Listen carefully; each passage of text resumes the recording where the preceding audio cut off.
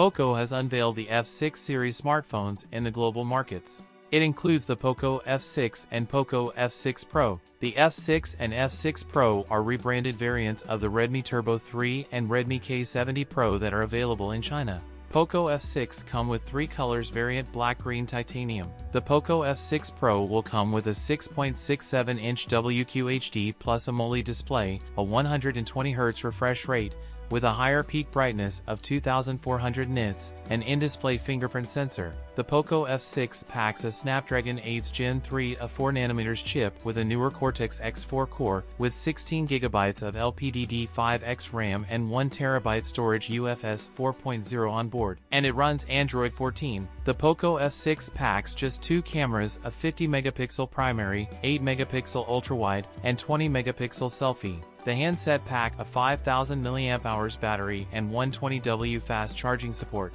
POCO F6 Pro priced at $339 for the 8/256GB model. That's it for today's video. If you enjoyed it, don't forget to like, comment, and subscribe for more content. Thanks for watching, and I'll see you in the next one.